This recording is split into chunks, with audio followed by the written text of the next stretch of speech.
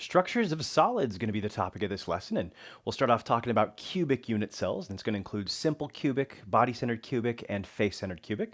We'll talk about where the atoms are located in these unit cells, how many atoms per unit cell. We'll talk about coordination numbers, and then we'll finally talk about packing efficiencies as well.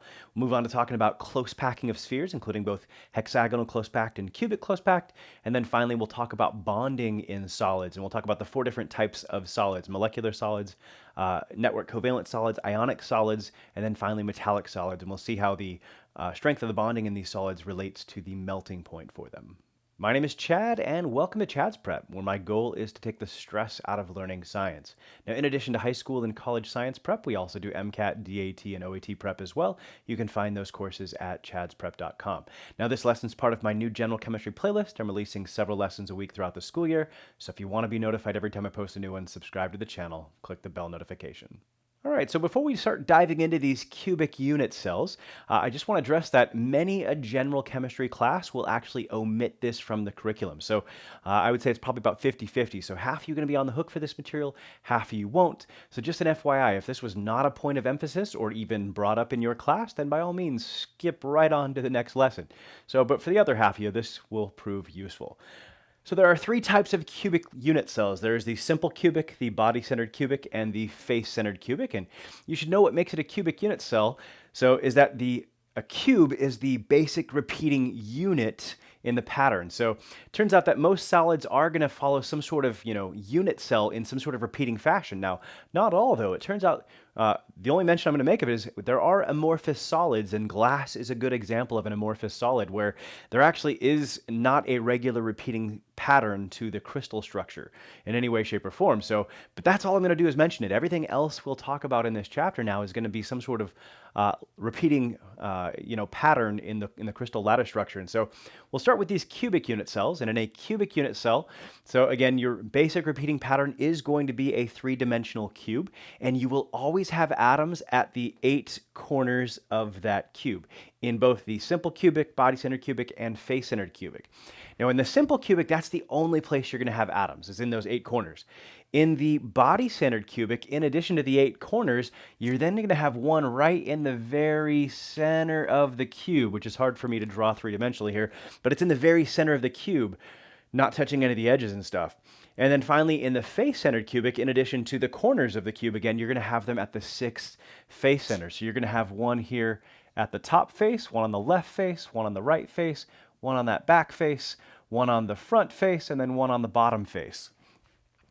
Now, if we take a look at these different atoms here, so in the different positions, they contribute a different number of atoms to the unit cell. So if we look at the corners first off that they all have, so each corner is actually shared by 8 different unit cells. So this corner right here is part of this unit cell, but it's also part of the one to the left of it, and the one out in front of it, and the one kind of catty corner out to it right down there. They all share this as kind of one of their upper corners. But also you have 4 more unit cells in the next layer up, so that also share it as one of the bottom corners in their unit cells. And so 8 different corners all share, 8 different unit cells all share that corner.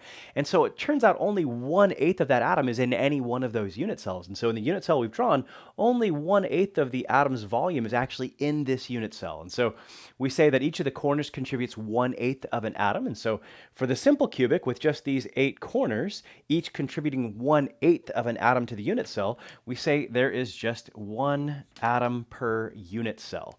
And it's not 1 atom in any one place, but there's an 1/8 of an atom at 8 different corners. Now, if we move on to talking about the body-centered cubic unit cell, again, we still have those 8 corners, and that's 8 times 1/8, again, is 1 atom per unit cell, but we also have one at the body center, in the very center of the cube. And it's not shared by any other unit cells, so like the corners are. And so in this case, that contributes 1 additional atom, and so we have a total of 2 atoms per unit cell. Again, the 8 corners contributing 1/8 each, that's 1 atom per unit cell, plus the body center position gets us to a total of 2 atoms per unit cell. And then finally in the face-centered cubic, so the ones that are in the face centers are shared between 2 unit cells. Like this one on the top face is shared between this unit cell, and it's shared by the one right above it. And so that atom right there is half in both of those unit cells.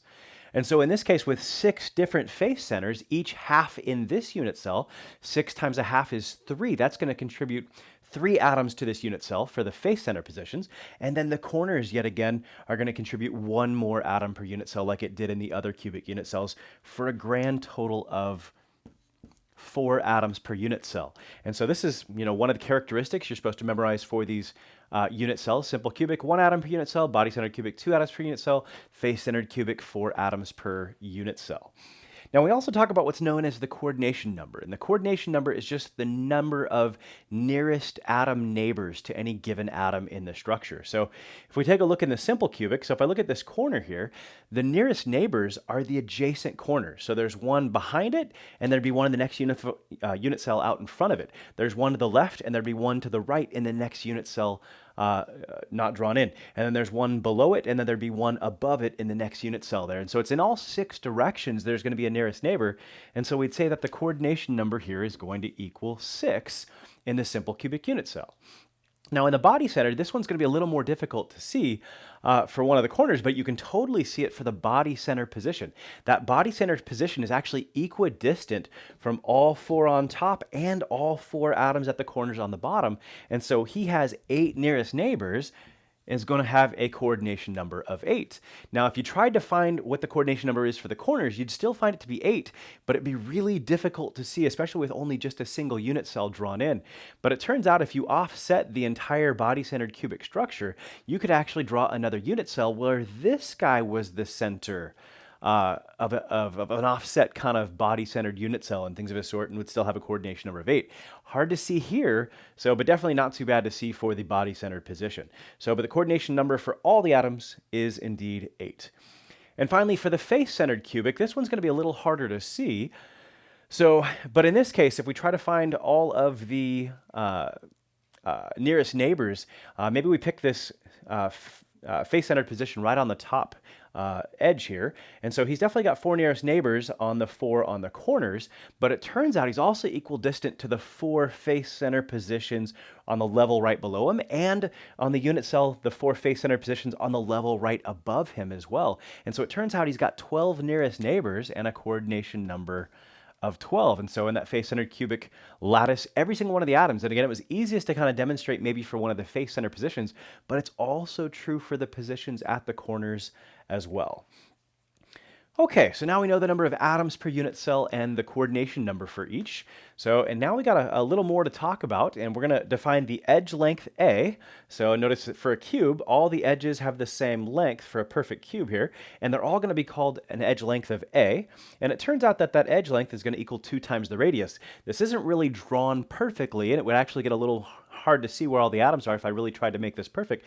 But it turns out if we just take one of the edges right here, we'll draw that in a little better.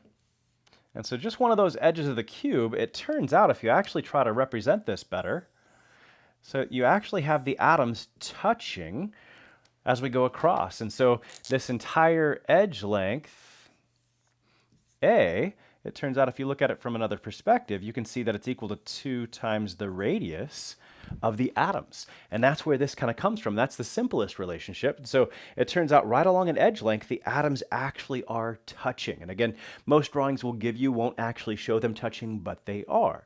Now where this is going to get confusing is that they actually aren't touching in the body-centered cubic or the face-centered cubic as I've drawn here, even though they were in the simple cubic. So these atoms aren't actually touching here. In fact, where they're touching is a little more challenging to see, and it's actually easier to see on the face-centered cubic.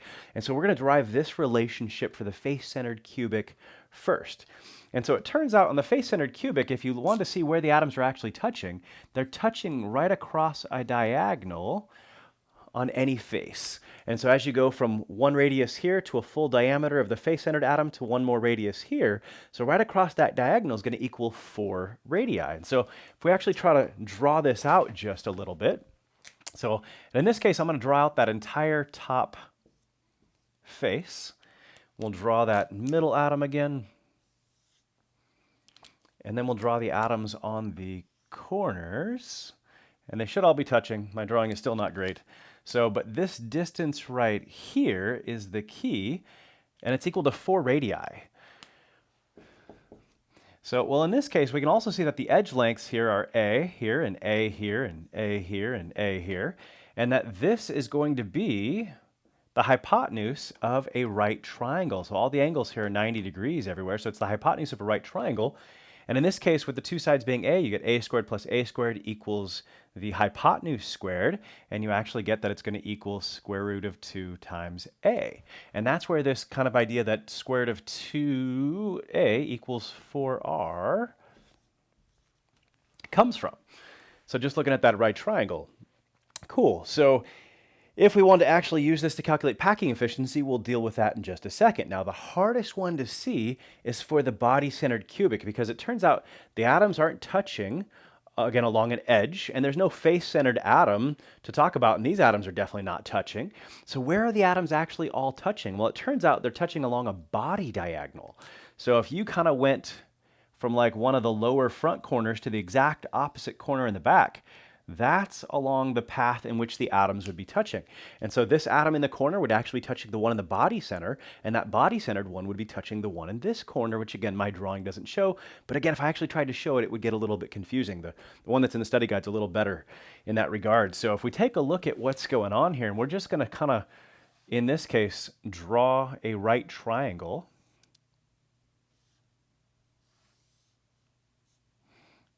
Where this is our 90-degree angle. And in this case, so this is going to correspond to this right triangle right along here, up the back side, and then right down the top. And so maybe actually we do this in red to make that make a little more sense. In fact, let's try this one more time.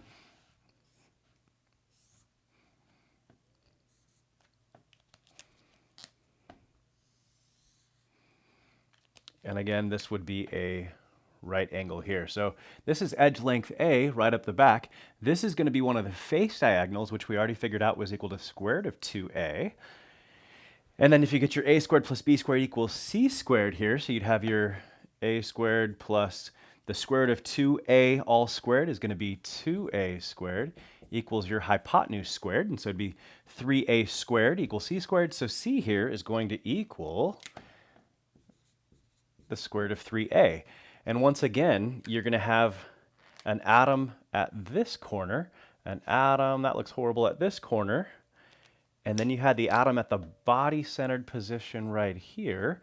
And so you get, once again, got a radii there, a diameter here, which is 2 radii, and another radii there for a total of 4 radii, which is going to equal that square root of 3a along the body diagonal. So that's where that comes from. That's the one that students struggle with the most to see. So hopefully you can see it a little more easily here. But at the end of the day, sometimes they're going to have you do some calculations here, and they want you to, if I give you the edge length, calculate the radius, or if I give you the radius, of the atoms in the unit cell, calculate the edge length. And you just have to know the right relationship. If it's simple cubic, obviously you've got the easiest relationship. But if it's body-centered cubic or face-centered cubic, they'd give you one of these other relationships. Now, we can also talk about what's called the packing efficiency. And generally, as you go from simple cubic to body-centered cubic to face-centered cubic, this packing efficiency is going to increase. And ultimately, what that packing efficiency is, it is the percentage of the volume of the cube that actually has an atom in it. So note, if you try to take, some of these, maybe that big pool full of, hollow plastic balls maybe you played with as a kid. They don't really have them anymore because they're germ fest and stuff like this. But maybe you played with those as a kid. And you jump into this big, pool full of these, hollow plastic balls, and think about that kind of like this. And there's a lot of empty space in there. So because being spheres, there's just going to be some empty space. You can only put them so close. And once they even touch, there's just a lot of gaps in there and stuff like that. And so same thing is true in these unit cells with our lovely spherically shaped atoms. And so the packing efficiency is just going to be a measure of what fraction of the unit cell is occupied by atoms instead of empty space. And it turns out it's going to be 52% packing efficiency for the simple cubic, 68% for the body-centered cubic, and then 74% for the face-centered cubic. And if you look at how that calculation actually works, it'll definitely be easiest to do for the simple cubic, but then when you could apply the same thing to the body-centered cubic and face-centered cubic. So what you want to do is take the volume occupied by atoms divided by the total volume of the unit cell times 100.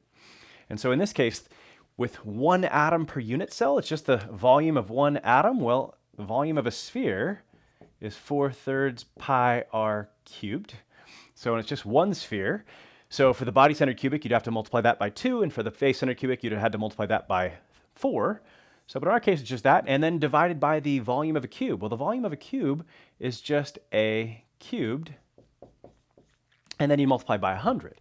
So, well, in this case, I've got two variables. I've got r's and a's, and they're not going to cancel, but what you could do is take and substitute for the a here 2r. And so we'll take that a and erase it and substitute in 2r in its place. And you'll cube both the 2 and the r to get 8r cubed on the bottom, and then the r cubes will cancel, and you could actually solve this out, and it would equal 52%. You could do this something similar here. You'd have to, when instead of with your a cubed on the bottom, you'd have to come out with a slightly different expression for a. It'd equal 4r over the square root of 3, and then you'd have to cube it and stuff. But the calculation would be very similar. And again, you'd also have to factor in that instead of just one sphere, you'd have two spheres in that body-centered cubic and stuff like that. But that's where the 52%, 68%, and 74% numbers. And you may be asked to calculate those, but you probably should at least realize that the packing efficiency increases as you go from simple cubic to body-centered cubic to face-centered cubic. Cool, that's all I really want to say about these cubic unit cells. We now have got to talk about our cubic, talk about our close packing of spheres, both hexagonal close packed and cubic close packed. We'll see how these work. So now we're going to take a look at the close packing of spheres. And again, there's two types, hexagonal close packed and cubic close packed. And you'll notice that we're going to draw multiple layers onto this in a couple different perspectives. We'll look at the kind of a top-down view, but then we'll kind of pull it off sideways, and you could look at how the layers stack on top of each other. And what we'll find out really at the end of the day is there's two repeating layers for hexagonal close packed, where there's a set of three repeating layers for cubic close packed. We'll see how this works. Now, if you look at any single atom, you'll see that it's surrounded in the same layer of atoms here by 6 nearest neighbors, kind of in the shape of a hexagon. So, and that's true for both hexagonal close packed and cubic close packed. So, and the big thing is about where does the next layer go on? And so we're going to put another layer on top of this. So if we pulled this outside, we can put another set of balls on top of this here, if you will. So another set of spheres. What you'll find out is that the next layer up wants to settle into these little gaps right here, or little holes we might call them. So, and there's two different ways they could settle in there. And so in this next layer, let's say we stick one of them right on this hole right here. So what you'll find out is that then the next one over here is going to settle on this hole right here, and then the next one down here is going to settle on this hole down here. And then off to the right, you're going to have one centering on this hole, and then one centering on this hole. And off to the left here, again, one centering on this hole, and then one's going to center on this hole. And so let's mark those holes. We got one, we'll just put an X there, and there, and there, there, there, and there.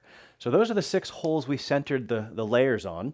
And so what you'll notice is that we haven't actually put spheres over all the layers. We have like a hole there that didn't get one on top of it, one there, one there, one there. And so not all the holes actually have room to get a sphere. And so the question really becomes, okay, now what do we do with the third layer? Well, if we put the third layer right back where the original layer was, so notice in the blue layer, there's a hole right here. We could just put a black sphere centered right on that hole.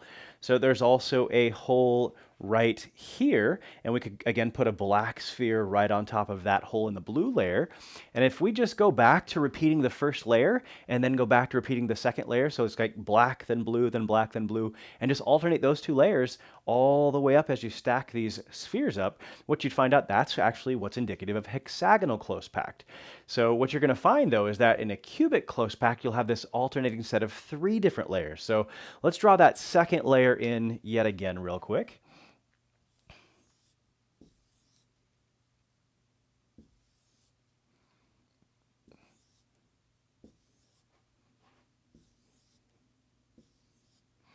So we've used this one, this hole, this hole, this hole, and this hole.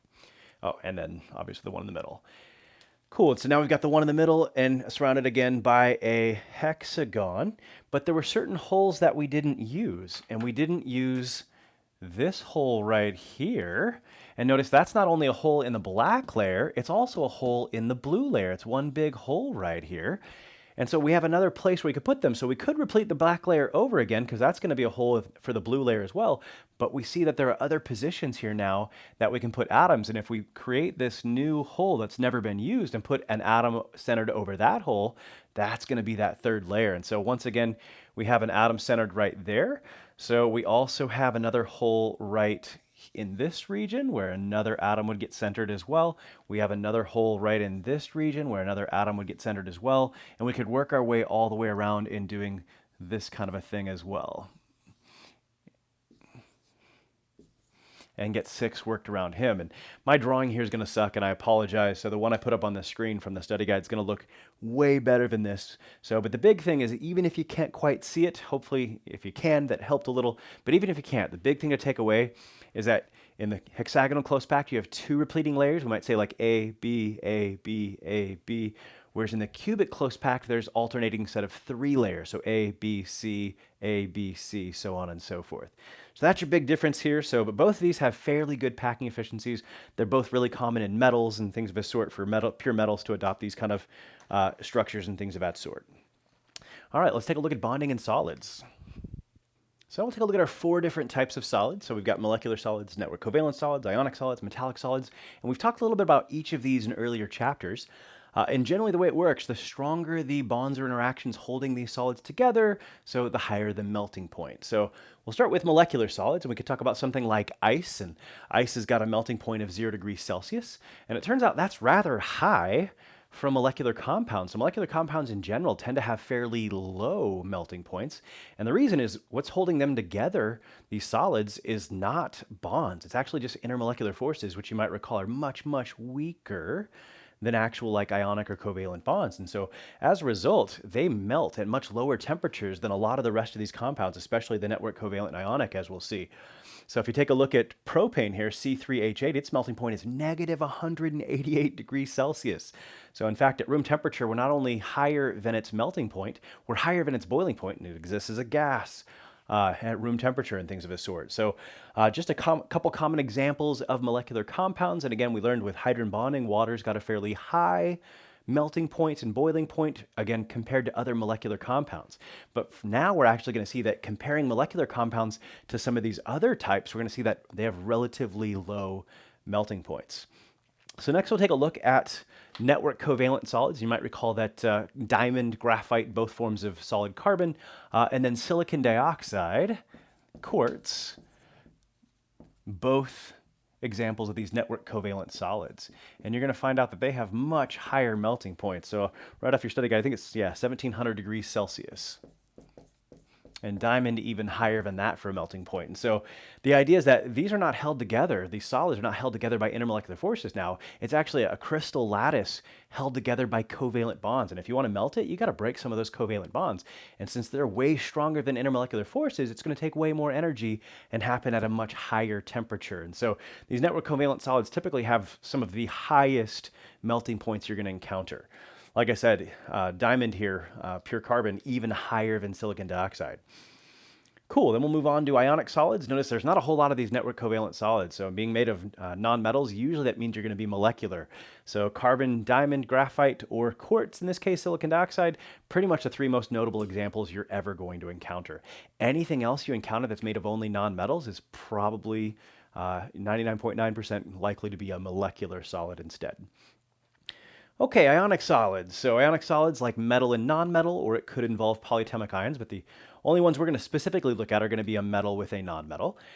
And we looked at ionic solids. We looked at lattice energy way back in like chapter 8, maybe. And with ionic solids, it turns out the higher the lattice energy, the stronger the ionic bonds holding them together. And now we'll see that we can also relate that to a higher melting point. Let me get a couple of them up on the board here. All right, so now we've got 3 ionic compounds up here, and you might recall that for lattice energy, we said that larger charges and smaller ions make stronger ionic bonds and have higher lattice energies, and now we're going to also relate that to higher melting points here. So if we take a look at LiF, CSF, and Li2O, so we'll see that LiF and CSF both have +1 and -1 cations and anions, whereas Li2O has a +1 cation but a -2 anion, and with that larger charge, we expect it to have the highest lattice energy of the three, and therefore the highest melting point, which is exactly true. Notice it's considerably higher than either CSF or LIF. Now, in comparing LIF to CSF with lattice energy back in the day, we talked about size. And smaller ions can form shorter ionic bonds, which are stronger ionic bonds. And so they both have fluorine in common, but it's the difference between lithium and cesium. And so if we take a look at the periodic table here, and we take a look at lithium versus cesium, we see that lithium is significantly smaller than cesium. And as a result, lithium should make shorter ionic bonds. And shorter ionic bonds are stronger, which means a higher lattice energy, and in this case corresponds also to a higher melting point as well. And so the same characteristics that led us to determine higher lattice energies are also going to lead you towards determining higher melting points for ionic compounds in this lesson as well. Now we'll finish this off by looking at metallic solids. And so metallic solids, there are some patterns here, but this one's going to be a little bit challenging. So there's some funky stuff that goes on with some of like the transition metals and things of this sort. But if we take a look at just the main group metals for a second, if you recall, the metals are on the left-hand side of a staircase and stuff like this. So if we take a look at first just the alkali metals and the alkaline earth metals, we'll find out that the smaller ones are going to have shorter metallic bonds in this case and have higher melting points as well. So as you go up a group, you get higher melting points. So like cesium, it would melt in your hands, whereas like sodium, I think is somewhere in the ballpark of like 200 degrees Celsius or something, like somewhere in that ballpark. And on the study guide, I put an entire list. In fact, I guess we can look at sodium here. Sorry, sodium is 98 degrees Celsius. I am wrong there. But I put them on the study guide here, a list kind of arranged by periodic table of some of the melting points of some of the metals. I'll put that up on the board and on your screen there in a second here as well. But you can definitely see that they go up. Melting points go up as you go up a group for the alkali metals or alkaline earth metals. You'll also find out that as you go from alkali metals to alkaline earth metals, you're going to have a higher melting point going that way as well. And the way it kind of works is the more electrons that are available for bonding within the metallic structure, generally the higher the melting point. So that's part of it. And that's going to get a little bit tricky when we start talking about the transition metals, though, because you might just think, well, then shoot, they should just increase as you go across because you get more and more valence electrons and stuff. But that's not entirely true, as we're going to see. Okay, so if we look at these transition metals over here for a second, so we'll find out that the transition metals in the middle have the most unpaired electrons, and it's usually those unpaired electrons that are available for bonding. And so within the transition metals, what you find out is that it's actually going to increase as you go left to right and right to left as you head somewhere towards the middle. So in here, and that's generally the trend, and you don't have to get more specific than that, and it's not exact, and there are exceptions to this and stuff like that. And you'll find that the vertical trend doesn't hold all that true either. So I wouldn't worry too much about the vertical trend as far as the transition metals are concerned. You'll also notice a huge drop off when you go over here to some of these guys that fill up the d orbitals, and those are no longer considered valence and stuff like that, and they're also not available then for metallic bonding. And so you get much weaker bonding right here with, like, say, zinc and cadmium than you do with a lot of the other members in the group. So if you look at, like, zinc's got a melting point of 420 degrees Celsius, whereas copper was over 1,000 degrees still, and nickel's at over 1,400 degrees, but drops all the way down to like 420 degrees. Cadmium, same thing, at 321 degrees, whereas silver is just under 1,000 degrees, and palladium was way up at 1,500 degrees. So huge differences there and stuff like that as well. And then once you get to these few metals that are under the staircase here that are not, once we get past the transition metals, they're going to increase going to the right as well as you get more valence electrons as well. So if we took out the transition metals, you'd be like, well, as you go from left to right, you're going to get, higher melting points with more valence electrons. But if you factor in those transition metals, you got to give them their own trend. And again, they're going to get higher melting points as you kind of go towards the center of those transition metals. Cool. And this is kind of the set of characteristics you're supposed to understand regarding these solids in this chapter and relating it to melting points. So once again, you should realize that molecular solids generally are going to have some of the lowest melting points of any of these compounds. But don't forget that there are some solids, or some metallic solids, I should say, like mercury, that actually you'd have to even cool it from room temperature significantly. It's a liquid at room temperature and stuff. So don't think that all molecular solids are going to have lower melting points than all metals, for example. So there are also such thing as ionic liquids, although they're super rare and I doubt you're going to see them. So you should generally consider Network covalent solids to have the highest melting points, but ionics are a very close second. And then molecular solids are going to usually be in last place. And then metals, there's a pretty broad spectrum, but notice like iron and things of this sort. And we saw palladium was like 1500 degrees. Generally, a lot of them have fairly high melting points, but don't forget, some of them don't. So a lot of your alkali metals, especially some of these larger ones, will melt in your hand and things of this sort. Now, if you found this lesson helpful, a like goes a long way to making sure YouTube shows this lesson to other students as well. And if there's something in particular you liked about it, let me know in the comments below. If you think there's something I left out that you need to know, also let me know in the comments below. I have been known to make supplementary videos here and there as well. If you are looking for practice problems for general chemistry, if you are looking for final exam rapid reviews as you're prepping for finals towards the end of the semester here, I cover all of Gen Chem 1 in, say, 6 hours or so. And same thing for Gen Chem 2. I've got a set for that as well. And over 1,200 practice questions for general chemistry, including final exam practice tests. These are all part of my general chemistry master course. I'll leave a link in the description. A free trial is available. Happy studying.